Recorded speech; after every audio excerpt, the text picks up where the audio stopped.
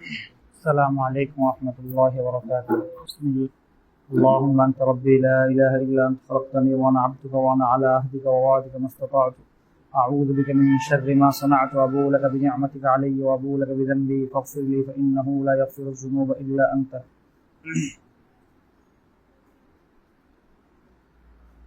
সিরাতুন নবী সাল্লাল্লাহু আলাইহি সাল্লাম সম্পর্কে আমাকে কিছু কথা বলা হয়েছে। তো বাস্তবতা এবং সত্য কথা এটাই যে আমার নিজের সিরাত নিয়ে কথা বলার মতো ব্যাপক কোনো পড়াশোনা নেই। সিরাত নিয়ে তালেব ইলমদেরকে কোনো দিক নির্দেশনা দেওয়ার মতো পর্যাপ্ত যে পড়াশোনা করার পর একজন মানুষ অপর মানুষকে একটা বিষয় সম্পর্কে রাহনুমাই করতে পারবে অথবা ওই বিষয় সম্পর্কে কিছু কথা বলতে পারবে, ওই পরিমাণ পর্যাপ্ত পড়াশোনা আমার নাই। এবং এটা কোনো ফখরের বিষয় না যে আজকে পড়ালেখার কিতাবখানা ভর্তি হওয়ার পর থেকে নিয়ে আজকে এত লম্বা সময় দ্বীনি উলুমের সাথে আল্লাহ তাআলা আল্লাহর বিশেষ ফজল ও করমে আমাকে লাগিয়ে রেখেছেন। তারপরও সিরাত নিয়ে আমার পড়াশোনার মান, সিরাত নিয়ে আমার পড়াশোনার অবস্থান এত কম, এটা একজন তালেব ইলমের জন্য ফখরের বিষয় নয়, বরং এটা তালেব ইলমের জন্য লাঞ্ছনা এবং অপদস্থতা এবং তার অধপতন অথবা তার চিন্তার অগভীরতা, যেই সাহিত্য মার্গের শব্দ আপনারা বলতে চান এটা বলতে পারবে।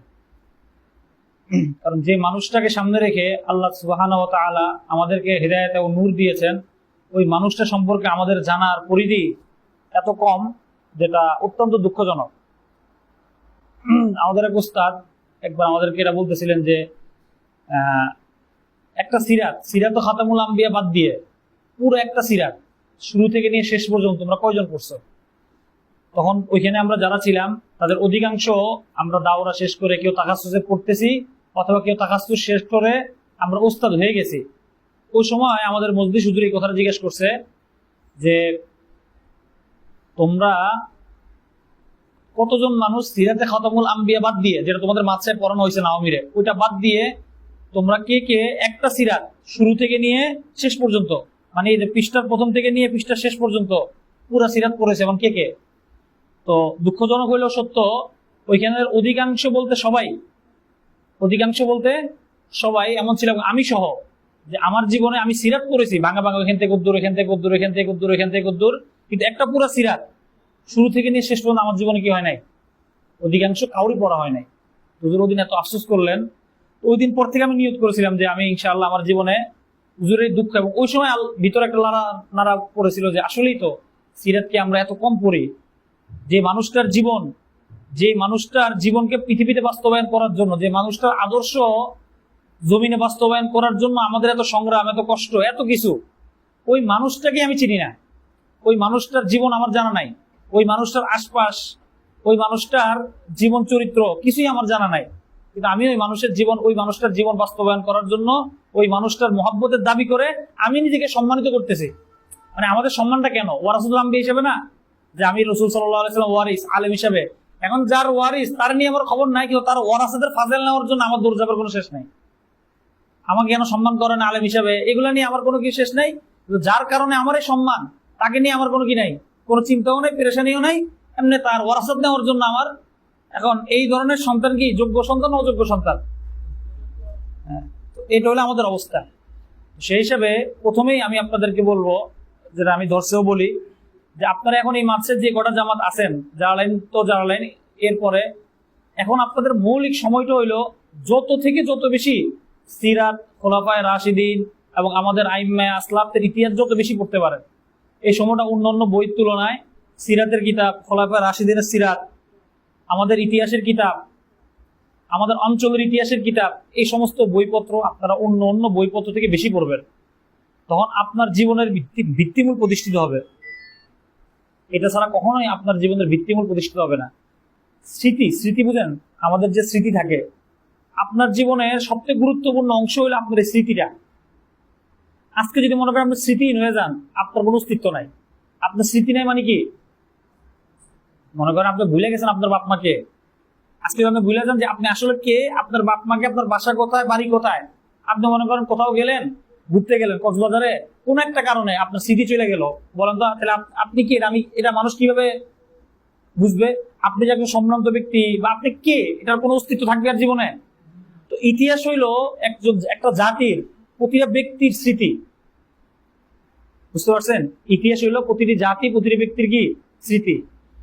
তো আর ওই ইতিহাসের সর্বোচ্চ চূড়া হইলো সিরাতুন নবী সাল্লাল্লাহু আলাইহি সাল্লাম, যেই স্মৃতি ছাড়া আপনার জীবনের বিন্দু মাত্র কোনো মূল্য নাই।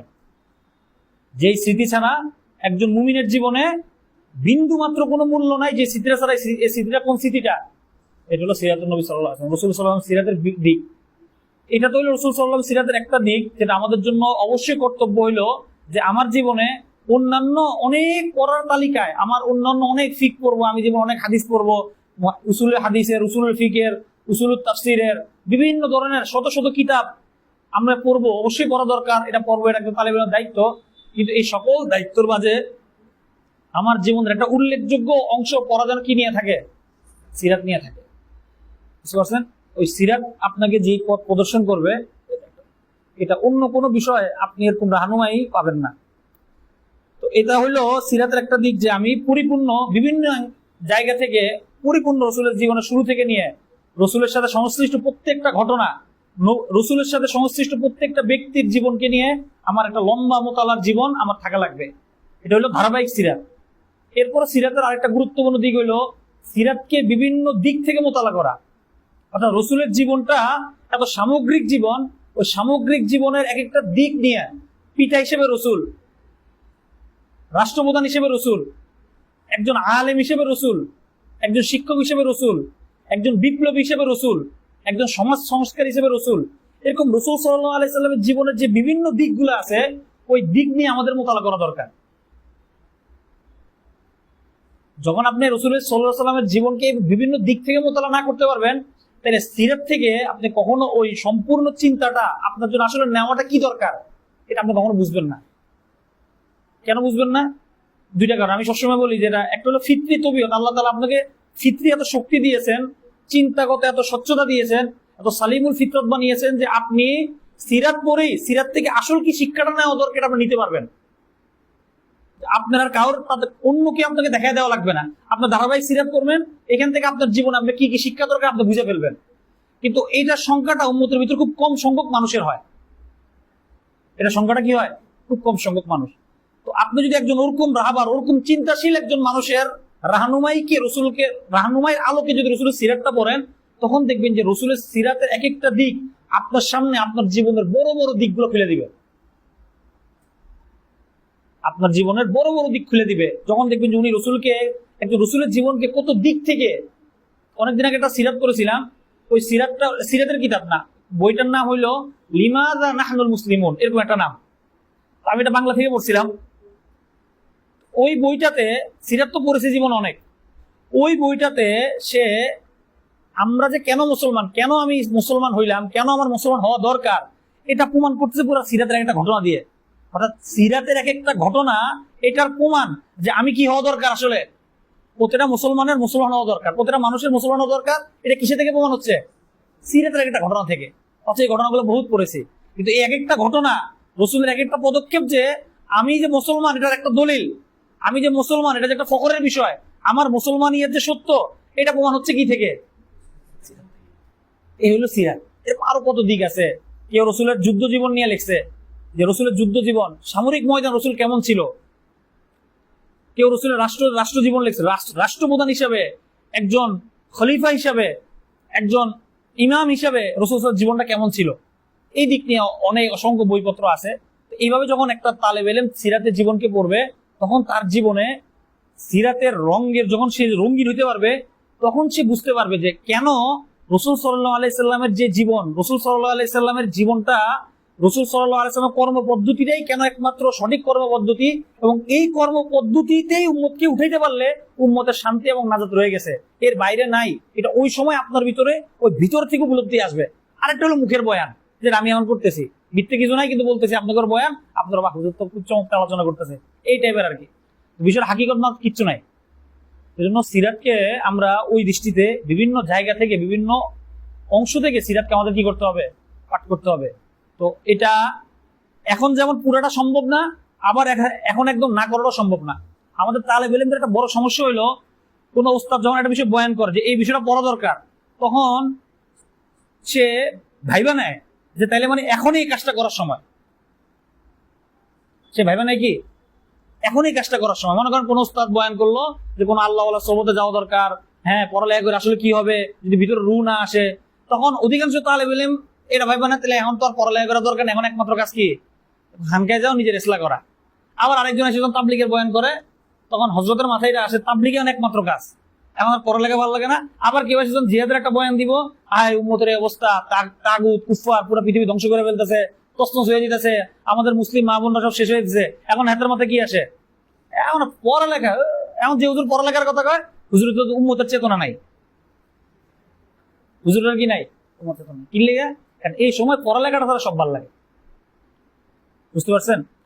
এটা সবচেয়ে বড় কারণ হইলো তালেব ইলমরা এই যে কঠিন যে সময়টা, তালেব ইলমের এই কঠিন সময়টায় এই যে উত্থান পতনের এই কঠিন প্রত্যেক রাস্তার মোড়ে মোড়ে প্রত্যেকটা সময় শয়তানের যে বিশাল জামাত আপনাদের সাথে লেগে আছে আপনাকে ধ্বংস করার জন্য, এই কঠিন সময়টা কিভাবে অতিক্রম করতে হবে ওই অতিক্রম যারা করে আসছে তাদের সাথে মিলিত না হওয়ার কারণে সে ধোকাগুলা খায়।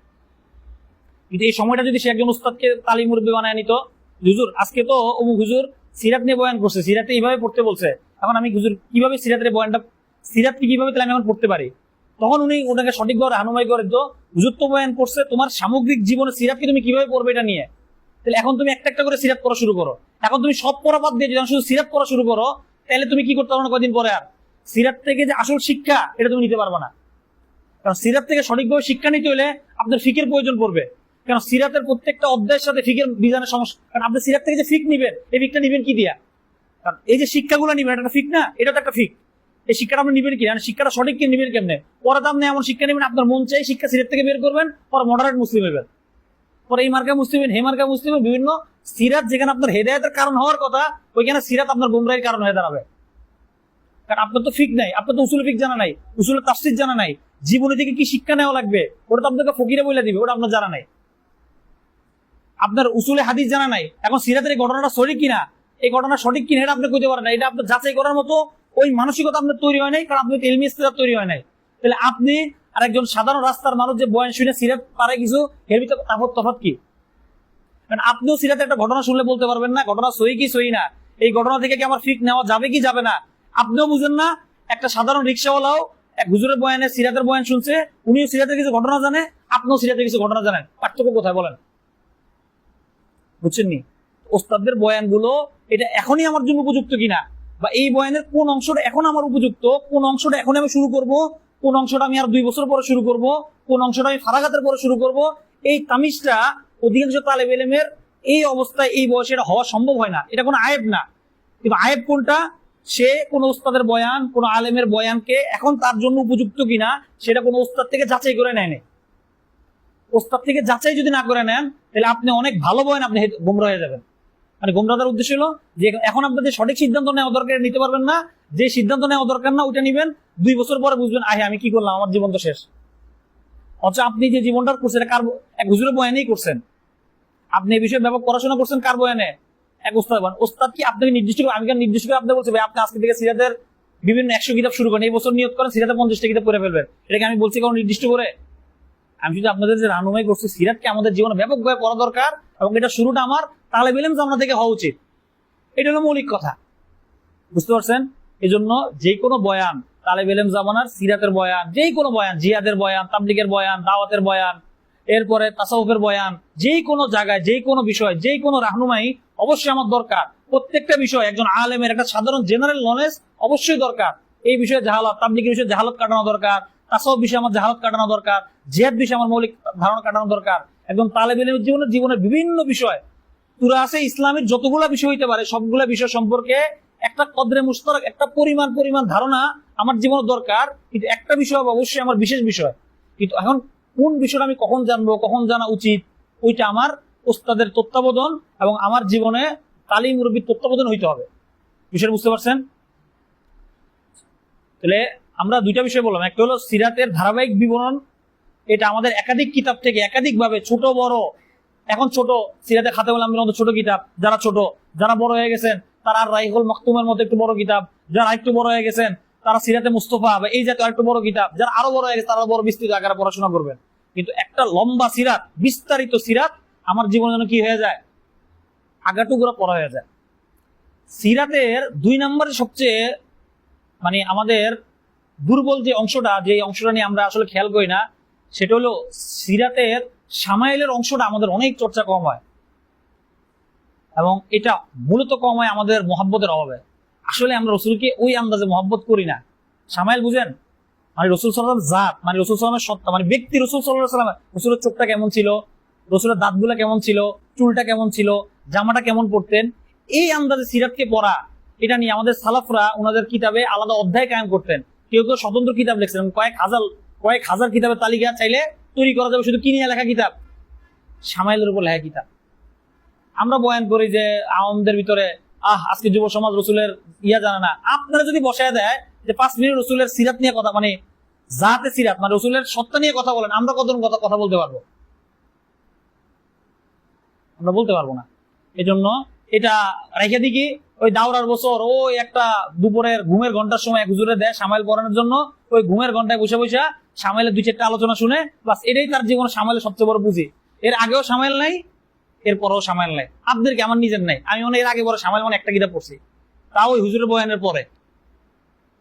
এতটুক দিয়ে আমার মনজুর রোমানী রহিমুল্লাহ একটা কথা আছে, আমরা তো রসুল সাল্লাল্লাহু আলাইহি সাল্লামকে এমন ভাবে চিনি, আমাদের মা বাবা, আমাদের বন্ধু বান্ধবের জীবন, বন্ধু বান্ধবের আত্মীয় স্বজনকে আমরা যতটুকু চিনি, এর থেকে বেশি আমি রসুল সাল্লাল্লাহু আলাইহি সাল্লামের আত্মীয় স্বজনকে বেশি চিনি। কখন হয়েছে, কখন একজন মানুষ আরেকজন মানুষকে এত চিনে, আরেকজন মানুষকে নিয়ে কি পরিমাণ পড়াশোনা হইলে তার আত্মীয় স্বজন, তার ছেলে মেয়ে, তার বংশ পরিচয়, তার গোত্র, তার উঠা বসা, তার যুদ্ধ, তার প্রত্যেকটা কর্ম সম্পর্কে কি পরিমাণ জ্ঞান অর্জন হইলে এটা বলা যায় 1400 বছর আগে একজন মানুষ যে আমি আমার নিজের এলাকার বন্ধু বান্ধব থেকে তাকে বেশি চিনি। সিরাতকে আসলে এইভাবে পড়া দরকার। এইভাবে যদি পড়লে দেখবেন আপনার ভিতরে ওই ঘটনাগুলো প্রত্যেকটা জীবনে, প্রত্যেকটা পদক্ষেপে আপনি দেখবেন যে সিরাতের ঘটনা আপনার চোখের সামনে ভাসে উঠবে। আচ্ছা, এই আপনার জীবনে একটা অনাকাঙ্ক্ষিত ঘটনা ঘটছে, দেখবেন এই ঘটনা রসুলের সাথে ঘটছে। আপনি একটা এলাকায় দাওয়াতে কাজে গেছেন, আজকে আপনাকে একটা ঘটনা ঘটাইছে এলাকার মানুষরা, আইসা সিরাত খুলে দেখবেন, অথবা সিরাতের ঘটনা দেখবেন আপনার মাথায় ঘুরতেছে, আর রসুলের সাথে এই ঘটনা ঘটছে। এটা হলো সিরাতের মজেজা, সিরাতের সবচেয়ে বড় মজেজা এটা। আপনি আজকে দাওয়াতে কাজে নামেন, আজকে আপনি জিহাদের কাজে নামেন, আজকে আপনার সমাজ সংস্কার কাজে নামেন, আপনার সাথে ঠিক ওই ঘটনাগুলোই ঘটবে, ঘুরে ফিরা ওই জিনিসটাই ঘুরে ফিরে এক সার্কেলের মতো ঘুরতে থাকবে যে রসুলের সাথে ঘটছে। এই জন্যই রসুল লাকাদ কানা লাকুম ফি রাসূলিল্লাহি উসওয়াতুন হাসানাহ, সব জায়গায় উসওয়া। শুধুমাত্র কিসের ক্ষেত্রে উসওয়া না, দাড়ি বড় করার ক্ষেত্রে বা টুপিটা পরার ক্ষেত্রে শুধু রসুল উসওয়া না, আপনার সমস্ত ক্ষেত্রে রসুল উসওয়া। আপনার দাওয়াতের ময়দান রসুল উসওয়া, আপনার ইনকিলাবি ময়দান রসুল উসওয়া, আপনার বিদ্রোহের ময়দান রসুল উসওয়া। এখন রসুল উসওয়া হইতে তাকে রসুল আমার জানতে হবে, তাকে ভালো করে চিনতে হবে, তার জীবন সম্পর্কে আমার ধারণা একদম স্বচ্ছ হইতে হবে। কিন্তু এক সিরাতে খাতামুল আম্বিয়া দিকে হবে, ঘটনা কয়টা আছে সিরাতের ভিতরে, বুঝতে পারছেন? সিরাতের আরেকটা পার্ট হইল বেশি বেশি বেশি হাদিসে নববী পড়া, কারণ হাদিসে নববীটাই একদম সিরাত। কারণ সিরাতের অন্যতম উৎস কি, সরাসরি রসুলের হাদিস, বুঝতে পারছেন? বরং এটা সিরাতের অন্যতম নির্ভরযোগ্য বিশেষ উৎস হলো কি, রসুলের সরাসরি হাদিসের কিতাবগুলো। এই জন্য যেহেতু আপনার এখন তালেব ইলমের জামানায় এখনো অনেকে স্তর নাই, ছোট আছেন, হয়তো এখন ওই ব্যাপকভাবে হাদিসের পড়াশোনা হবে না। এই যে এমন মনে করেন আপনার ধুমসে হলেন, আজকে বুখারীটা কিনে লইয়া বললেন, আল্লাহর নাম লইয়া শুরু করলেন প্রথম দিন, এখন আপনি উপযুক্ত হয়েছেন এখনো? আমি যেহেতু সিরাত নিয়ে কথা বলতেছি, যে সিরাতের একটা অন্যতম উৎস গ্রন্থ কি, বেশি থেকে বেশি হাদিস পড়া। আমাদের এক ওস্তাদ বলতেন, তিলাওয়াতুল কোরআন যেমন জরুরি, তিলাওয়াতুল হাদিস একজন তালেব ইলম, একজন মুআল্লিমের জন্য এরকম জরুরি। বুঝতে পারছেন? আমরা যখন তেলাওয়াত করি না প্রতিদিন কিছু একটা অংশ কোরআনের, ওইটা যেমন জরুরি, তাদাব্বুরে কোরআন যেমন জরুরি, তাদাব্বুর হাদিসটাও কি ঠিক ওই পরিমাণ জরুরি। এই জন্য প্রত্যেকেই তার জীবনে যখন আপনার যে বয়স, ওই বয়সে উত্তীর্ণ হবেন, একটা হাদিসের কিতাব যেন আমার জীবনে প্রতিনিয়ত, আমার অন্য পড়ার সাথে যেন একটা হাদিসের কিতাব, কোরআন যখন আমি প্রতিদিন একটু একটু করে পড়ি, প্রতিদিন একটা দুইটা করে হাদিসের কিতাব আমার জীবনে যেন কি হয়ে যায়, বড় হয়ে যায়। বুঝতে পারছেন? এই জন্য এই বিষয়টা আমরা বিশেষভাবে খেয়াল রাখবো। তো ইনশাল্লাহ আমরা সবাই নিয়ত করি যে আমরা আমাদের ছাত্র জামানায় প্রত্যেকে যার যার স্তর অনুযায়ী আমরা আমাদের এখন থেকেই আমাদের অন্য মোতালার ফাঁকে, কাজের ফাঁকে, অবসর সময় আমরা অনেক কাটাই, আমরা আমাদের জুজি যে পরিমাণ সময় আশপাশে সময় নষ্ট করি, চাইলে এই সময় প্রতি বছর 2-3টা করে সিরাতের কিতাব শেষ করে ফেলা, 220টা, 250টা, 420টা, 520টার এক একটা সিরাতের কিতাব আগাগোড়া করে শেষ করে ফেলা খুব বেশি তালেব ইলম জমানায় কঠিন কোনো বিষয় নয়। বাংলায় অনেক উত্তীর্ণ মানে সিরাত এখন বের হচ্ছে, কাজ করছে, উম্মতের কিছু সব উম্মতের এই বিষয়ে কিছু আসতেছে। আচ্ছা, আমি যে বিষয়টা ইদানিং বিভিন্ন জায়গায় বলি, সিরাতের একটা গুরুত্বপূর্ণ অংশ যেটা আমরা তালেব ইলম জামানায়, আমাদের ওস্তাদ জামানায়, আমাদের বিভিন্ন যারা আমরা বিভিন্ন ইন্টেলেকচুয়াল আলাপ সালাপ মারি, আমাদের ভিতরে সবচেয়ে বড় কম। সিরাতের একটা মৌলিক ঘটনা দেখবেন যে রাসূল সাল্লাল্লাহু আলাইহি সাল্লামের উনার জামানার মানুষের সম্পর্কে প্রচুর জ্ঞান ছিল, চাই সে কাফের হোক মুসলিম হোক, চাই সে কাফের হোক মুসলিম হোক। কিন্তু আমরা মাদ্রাসা তালেব ইলমরা, আমরা আমাদের সময়, আমাদের জামানার মানুষ, আমরা যাদেরকে তাগুত, যারা আমাদের শত্রু, তাদের ব্যাপারে আমাদের ধারণা এত অল্প। অনেক আমি উদাহরণ দিতে পারবো। মনে করেন হুদাইবিয়ার সন্ধিতে রাসূল সাল্লাল্লাহু আলাইহি সাল্লাম যখন সন্ধিটা হবে, তখন কাফেরদের পক্ষ থেকে যে লোককে পাঠানো হয়েছিল সন্ধি করার জন্য, তাকে দেখে রাসূল প্রথম কি বলছিল? যারা সিরাত পড়ছেন দেখবেন রাসূল এই কথা বলছিল যে মক্কার মুশরিকরা মূলত সন্ধি করতে রাজি, এই জন্য এই লোককে পাঠাইছে। আচ্ছা, এই লোককে দেখে রাসূল এই কথা কেন বুঝলো? অবশ্যই এই লোকের ব্যাপারে রাসূল আগে থেকে জানা ছিল যে উনি নরম মানুষ, নরম দিলের মানুষ, শান্তিপ্রিয় মানুষ। শান্তিপ্রিয় মানুষকে পাঠানো মানে কি? সে আসলে শান্তি চুক্তি করতে ইচ্ছুক। এটা রাসূলের সিরাত একটা বড় দিক। হযরত আবু বকর রাদিয়াল্লাহু তাআলা আনহু উনার জামানায় সবচেয়ে বড় আনসাব ছিলেন। আনসাব মানে বংশ তালিকা। কারণ আরবের ওই সময় সবচেয়ে বড় জ্ঞান হলো যে যার থেকে বেশি বংশ তালিকা জানতো সে ওই জামানার সবচেয়ে বড় আলেম ছিল, মানে উনাদের ধরা হইতো আর কি। আবু বকর কি ছিল? উনার সময় সবচেয়ে বেশি আনসাব সম্পর্কে বেশি উনার ধারণা ছিল, জ্ঞান ছিল। রাসূল সাল্লাল্লাহু আলাইহি সাল্লামের ব্যাপারে যখন মক্কার কাফেররা বিভিন্ন অশ্লীল বাক্য বলা শুরু করলো, কবিতা বানানো শুরু করলো, তখন মুসলমানরা পেরেশান, এটা কি করা যায়? উত্তর, তখন হাসান রাদিয়াল্লাহু তাআলা আনহুকে দায়িত্ব দেওয়া হয়েছিল কি করা, যে তারা যেমন রাসূলকে নিয়ে বানোয়াট গল্প কাহিনী বানাচ্ছে, বিভিন্ন শের আশার তৈরি করছে, এর পাল্টা শের আশার কি করা, তাদের বিরুদ্ধে বানানো। তো হাসান এবার আসছে যে এবার দেখি কে কি করতে পারে। তখন রাসূল সাল্লাল্লাহু আলাইহি ওয়াসাল্লাম বলে দিছে, তুমি কোন শের বানানোর পরে, কারণ ওই সময় একজন মানুষকে লাঞ্ছিত করা সবচেয়ে বড় একটা পদ্ধতি ছিল তার বংশধারার, তার বংশের কোন একটা আকাম কুকামকে তুলে ধরা।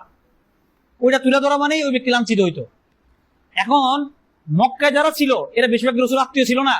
এখন মনে করেন আপনার আত্মীয়কে আপনাকে পৌঁছানোর জন্য আমি একটা কথা কইলাম, ওটা দ্বারা আমি নিজেই পৌঁছে গেলাম, তাহলে ফায়দা হইলো নাকি? তখন হযরত হাসান রাদিয়াল্লাহু তাআলা রাসূল বলে দিছে, তুমি হযরত আবু বকরের সাথে পরামর্শ করে কইরো, কারণ এমন যেন না হয়, কারণ এরা অনেকে আমার আত্মীয়, এখন তাদেরকে তুমি করার জন্য আনসাব নিয়ে আমার একটা কথা বললে যেটা কার উপরে আসবে? আমার। কারণ রাসূল সাল্লাল্লাহু আলাইহি ওয়াসাল্লাম অনেক স্তরে যে রাসূল সাল্লাল্লাহু আলাইহি ওয়াসাল্লামের সাথে মক্কার অনেকের সাথে কি ছিল, কুরাইশদের একটা বড় অংশ রাসূল আত্মীয়তা ছিল। এই দেখেন রাসূল নিজে জানতেন যে এই বিষয়ে সবচেয়ে বড় জ্ঞানী কে, এই বিষয়ে সবচেয়ে বড় জ্ঞানী কে, যোগ্য লোক নির্বাচন করতে পারা এবং কাফেরদের সম্পর্কে পর্যাপ্ত ধারণা রাখা। এখন যদি আমি আপনাকে জিজ্ঞেস করি, আমার নিজের জিজ্ঞেস করি, আমার এলাকার চেয়ারম্যানের নামটা কি, আমি অনেকে বলতে পারবো না। আমার এলাকার চেয়ারম্যানের আশপাশে কারা চালায়, চেয়ারম্যানের মূল শক্তিটা কি, আমি বলতে পারবো না। আমার দেশেদের আসল শক্তি কারা, ইসলাম প্রতিষ্ঠার পথে কারা সবচেয়ে বড় বাধা, তারা কে, তাদের শক্তির উৎস কোথায়, তাদের ব্যাপার কার কি যোগ্যতা, কাকে কিভাবে ধরাশায়ী করা যাবে আমাদের কোনো ধারণাই নাই। অথচ সিরাতের রাসূল একটা অন্যতম বড় কি, নিজ সময় সম্পর্কে ধারণা রাখা। আমরা নিজ সময় ধারণা মানে মোবাইল সম্পর্কে, নিজ সময় ধারণা মানে ইন্টারনেট সম্পর্কে, এটা নিজ সময় সম্পর্কে ধারণা রাখা। নিজ সময় সম্পর্কে ধারণা রাখার অর্থ হলো নিজ সময়ের মানুষ, চাই সে মুসলমান হোক, চাই আমার দলের হোক, আমার বিপক্ষে হোক, যখন আপনি নিজ দল এবং বিপক্ষ দলের ব্যাপারে সঠিকভাবে মূল্যায়ন করার মতো যোগ্যতা আপনার না আসবে, ততক্ষণ আপনার দ্বারা দিনের বড় ধরনের খেদমত হবে না, এই সমস্ত এই মার্কা খেদমতই হবে। ঠিক আছে ভাই? সিরাত নববীর একটা বড় পাঠ কি, যে আমি আমার সময় সম্পর্কে, আমার যে স্থান সম্পর্কে ব্যাপকভাবে কি করা, জানাশোনা বৃদ্ধি করা। ঠিক আছে ইনশাআল্লাহ, এই কাজটা আমরা খুব করবো। যখনই বাসায় যাই, বাসায় আমার সময় কি, এলাকার নেতাপতি কে এলাকায় কি করতেছে, এগুলো তথ্য, কোনো কাজ না, শুধু তথ্য আপনি অর্জন করে রাখেন। দেখেন এই তথ্য আপনার 20 বছর পর কি পরিমাণ কাজে আসে। এলাকার নেতাপিতার পোলাপাইন কারা, এগুলো সম্পর্কে তথ্য অর্জন করা, দেখুন এগুলো আপনার জীবন অনেক বড় মূল্য কাজে আসবে। এই হলো কয়েকটা সংক্ষিপ্ত কথা। একটা হলো আমরা ধারাবাহিকভাবে সিরাতের বিভিন্ন কিতাব আমরা আমাদের স্তর অনুযায়ী ওস্তাদের পরামর্শ করব। এরপর সিরাতের বিভিন্ন দিক সম্পর্কে আমরা কি করব, পড়াশোনা। রাসূল সাল্লাল্লাহু আলাইহি ওয়াসাল্লামের বিভিন্ন দিক, জীবনের বিভিন্ন দিক সম্পর্কে আমরা পড়াশোনা করব। আল্লাহ তাআলা আমাদের কথাগুলো আমল করার তৌফিক দান করুন। আখিরু দাওয়ানা আলহামদুলিল্লাহি রাব্বিল আলামিন।